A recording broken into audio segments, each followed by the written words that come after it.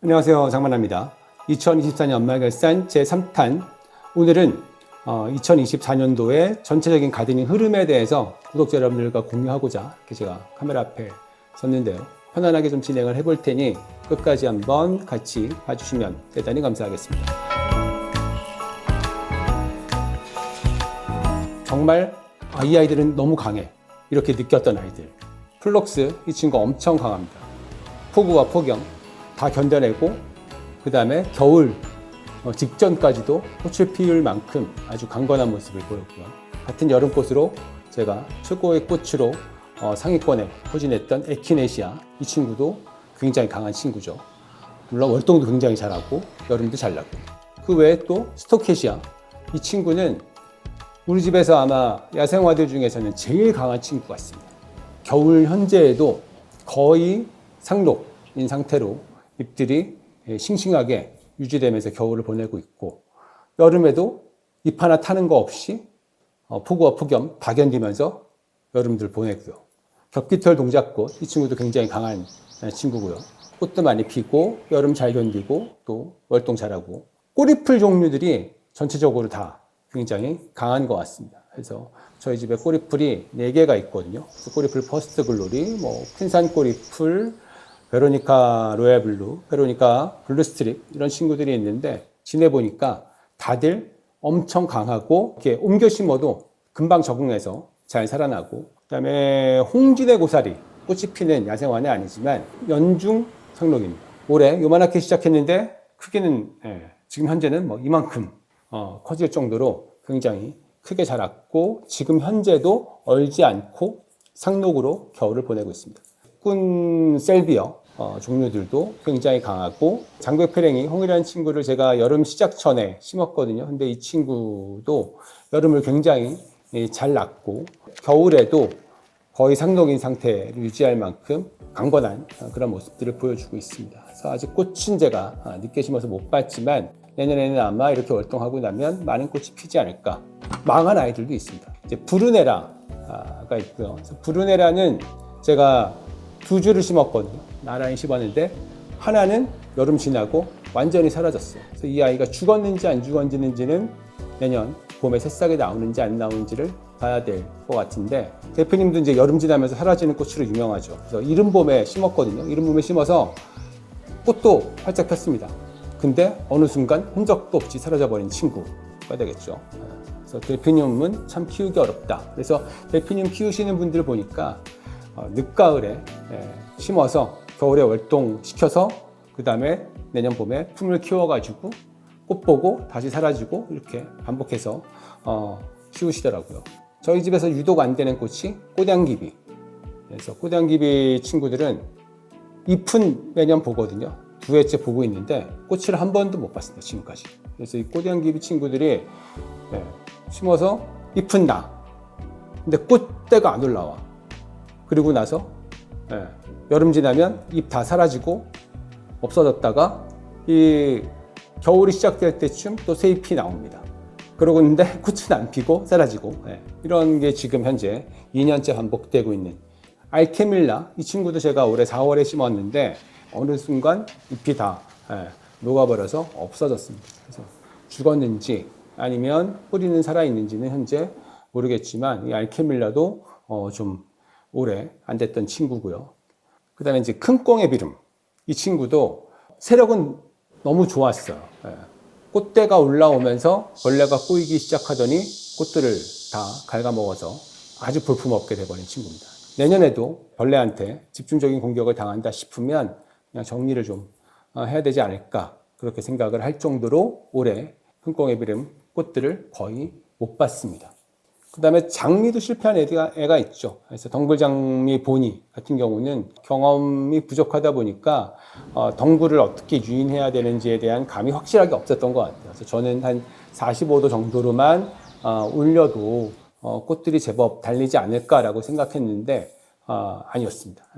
45도 정도로 올리니까 역시 완전 끝에 있는 가지에서만 꽃이 피었고, 중간중간에는 거의 꽃이 없어서 덩굴장미 보니의 가지를 완전히 거의 수평으로 눕히다시피 해서 유인을 좀 하는 방향으로 키워야 되지 않을까 올해 야생화라고 하면 제가 리나리아 버프리어 캐널렌트라고 올해 최고의 꽃으로 여러분들에게 소개를 해드렸죠. 리나리아 버프리어 캐널렌트의 한국말은 자주해란초라는 친구입니다. 섣부르게 좀 추천해드리기가 힘들 수도 있어요. 여름을 겪으면서 비를 많이 맞으면 녹아버리는 그러한 성격이 있는 것 같고요. 그래서 여름만 잘 지나면 겨울 월동은 너무너무 잘합니다. 지금도 저희 집에서는 완전히 상록, 그래서 홍진의 거서리와 거의 버금갈 정도로 살아있거든요. 이 아이가 또 1년만 잘 지나면 품도 엄청 커지고 꽃대도 많이 올라오고 굉장히 예쁘게 크는데, 저희 집에서는 처마 밑에 있어요. 이 아이가 처마가 조금 있고 그 밑에서 크고 있어서 비를 직접적으로 맞지 않습니다. 거의.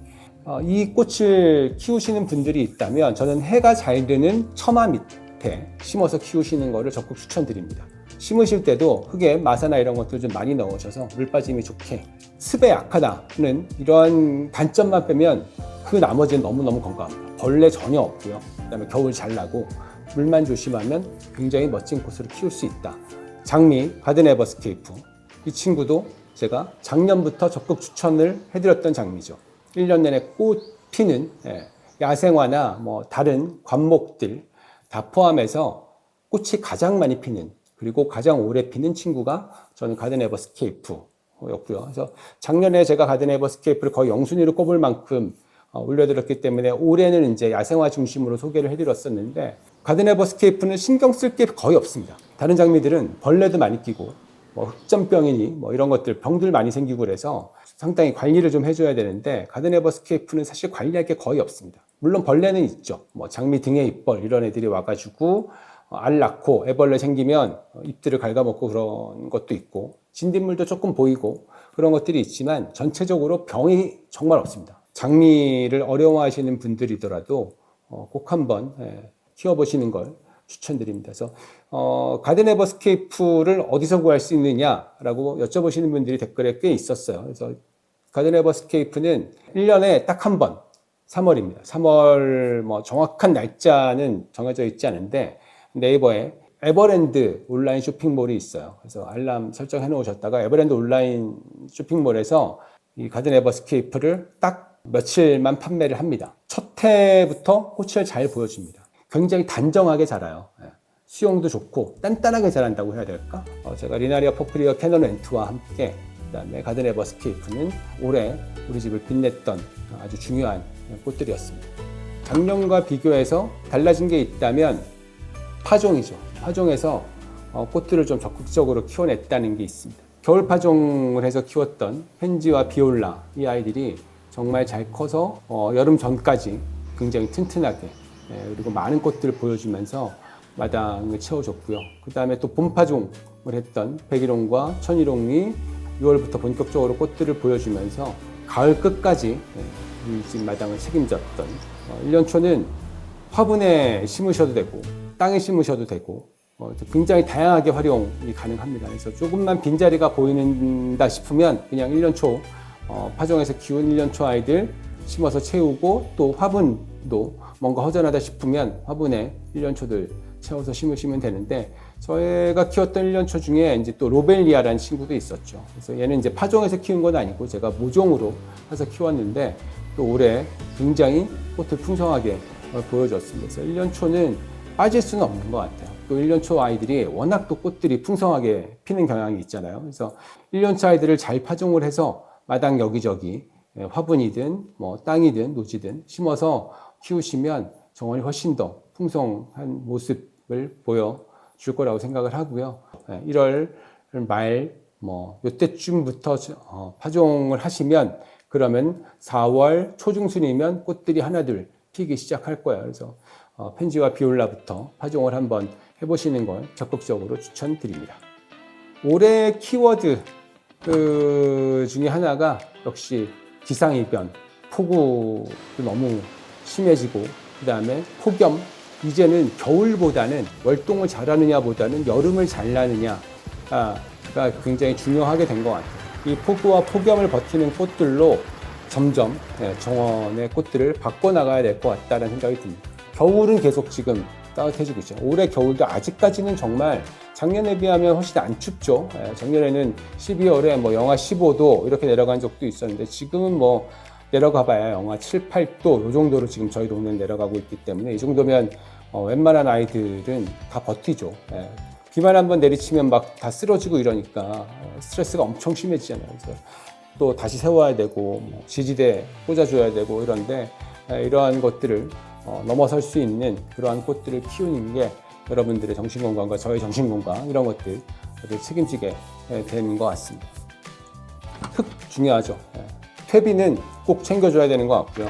조만간 이제 한 2달 있으면 2월 초 정도 퇴비를 정원에 전체적으로 한번 뿌려줘서 정원의 흙을 건강하게 만들고 나머지 비료들도 다들 화학 비료보다는 좀 유기질 비료들을 선택해서 주시는 게 땅의 건강을 위해서는 좋은 것 같습니다. 그래서 흙을 건강하게 만드는 게 제가 봤을 때는 식물을 키우는 데 있어서 가장 기본이 되는 것 같아요.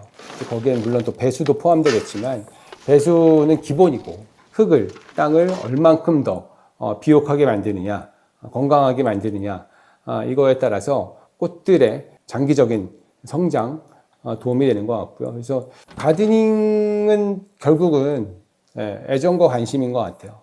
모든 게 마찬가지죠. 아이들을 키우는 것도 마찬가지고 다른 무언가를 여러분들이 이렇게 가꾸고 키우고 이런다면 기본적인 건 애정과 관심인 것 같습니다. 꾸준하게 꽃의 상태를 살피고 흙의 상태를 살피고 그러다 보면 왜 안 될까?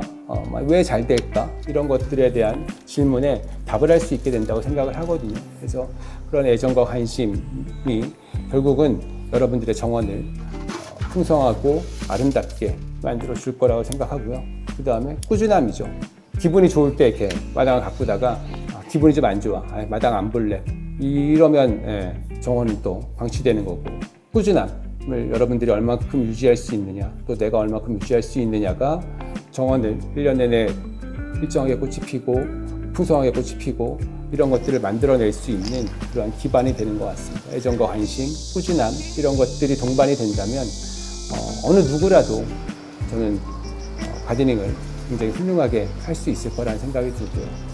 그게 이제 2년 동안 가드닝을 하면서 느꼈던 것들입니다. 그래서 내년에 가드닝은 한 번 더 발전할 것 같아요. 왜냐하면 꽃들도 이제 2년, 3년 이렇게 자리 잡기 시작하는 거고, 그다음 또 올해 새로 심은 아이들이 있거든요. 올해 새로 심은 아이들이 겨울 나면서 또 내년에 얼마큼 더 꽃을 피워내느냐에 따라서 또 새로운 정원이 되지 않을까 이렇게 기대를 하고 있습니다. 자, 이렇게 올해 가드닝의 전체적인 느낌, 흐름 이런 것들에 대해서 여러분들과 공유를 좀 해봤고요.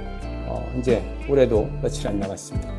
구독자 여러분들도 건강하게 올해 보내시고 내년에는 더 멋진 가드닝 생활 하실 수 있길 기원합니다. 그럼 다음 가드닝 수다에서 만나 뵙겠습니다. 모두 안녕.